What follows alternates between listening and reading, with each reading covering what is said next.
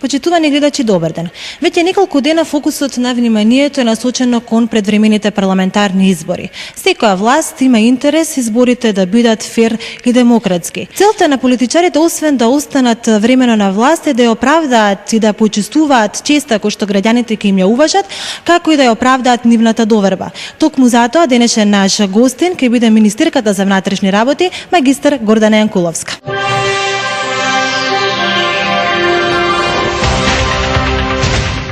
Министерке, каков концепт на активности формулиравте околу спроведувањето на фер и демократски избори?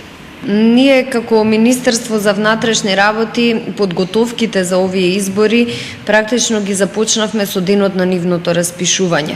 Тоа значи дека на денот кога председателот на собранието ја подпиша одлуката, ние веднаш формиравме штаб чија задача ќе биде исклучиво спроведување на изборите во смисла на нивно спроведување во мирна, фер и демократска атмосфера, без инциденти и без никакви други притисоци или било кои други форми на закони кои би можеле да ги загрозат граѓаните.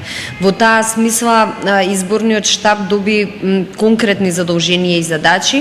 Меѓу другото, нивната работа беше поделена во 3 фази. Првата фаза беше од денот на распишување на изборите до денот на официјалниот почеток на кампањата, која практично и заврши, и јас би можела да дадам оценка дека немаше некои поголеми проблеми во текот на таа фаза. Втората фаза е фазата во која сега се наоѓаме, односно изборната кампања, каде што соодветно реагираме на сите оние пријави кои од време на време се јавуваат и ги превземаме сите и превентивни и репресивни мерки, и споредено со некои други изборни циклуси може да оцениме дека сепак атмосферата е мирна и дека постојат сосема соодветни услови за спроведување на фер избори. И на крајот доаѓа најважниот ден, тоа е денот на изборите, кога Министерството за внатрешни работи има свои задолженија во смисла на обезбедување на избирачите места. Знаеме дека изборите се под силен мониторинг, и што планира МВР за денот на самите избори, доколку се случат некои, например, да речеме црни сценарија? Па ние, како и секогаш, кога се соочуваме со некој настан кој е од исклучително значење, ги правиме безбедносните планови одреден период однапред, така и во пресред на изборите веќе имаме направено безбедносни планови што ќе значат наша проценка за потенцијалните ризици, наша оценка за бројот на потребни полициски службеници и предлог мерки доколку нешто се случи, односно доколку има појава на одредени инциденти, насилство или било какво друго поведение што може да ги загрози избирачите. И можам веднаш да кажам дека најостро ќе реагираме ако било кој се обиде да ја узурпира изборната волја на гласачите, бидејќи на крајот на краиштата 5 јуни е денот на граѓаните, денот на гласачите, и само тие имаат право да одлучат на кого ќе му ја дадат довербата. Успешна кампања значи јавна сцена, слободен простор, лидерски идеи, представување и платформи. Вашиот манифест е еден вид платформа кој што протекува реформата и развојот во текот на минатото. Дали ова изборна кампања продолжува со еден позитивизам и со факти? Значи, за разлика од нашите политички противници кои не собраа сила да излезат со издржана програма, јас видов дека има некоја брошура која била наводно програма, но од она што имав можност да го чујам и да го видам, тешко може да се нарече програма. Ние и овој пат, како и на претходните избори, како и на тие пред нив, одиме со многу сериозна програма.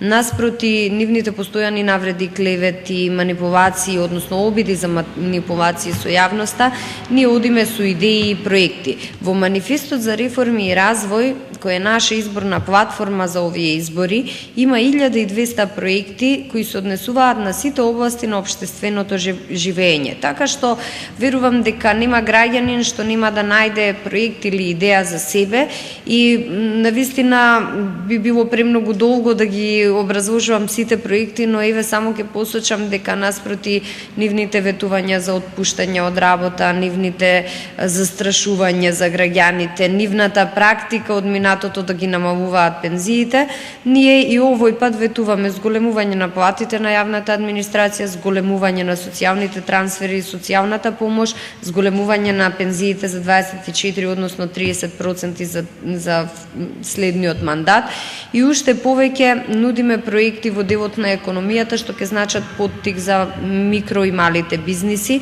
но и проекти кои се однесуваат на помладата популација, односно младите семејства, на младите, на учениците, на студентите. Се на се нудиме една програма која буквално ги покрива сите групи, сите граѓани на Република Македонија и секој од нас ќе може да најде по нешто што е од посебен интерес за него или неговото семејство. Да се направи добра изборна кампања, значи да се почувствува пулсот на сите нивоа на проблемите. Конкретно да се задржиме на некоја точка од таа програма, нели рековме дека за младите најмногу и нив ќе ги интересира, нешто спомнавте и како што го гледав манифестот, имате за стамбениот простор дека може лесно да се реши. Може да ни кажете нешто стрикно за тоа? Еве, тоа е едно прашање кое некако само по себе се наметна. Знаете, ние сме партија која не ветува така лесно и која често сака да е сигурна во она што го вети, односно често прво ги прави сите анализи и пресметки, а дури потоа се одлучува да повлече конкретен чекор. Таков беше примерот, например, со легализација на дивите градби. Ние во ниту една програма не ветивме дека ќе се легализираат дивите градби, но денес имаме ситуација каде што во повеќето од општините се делат првите решенија.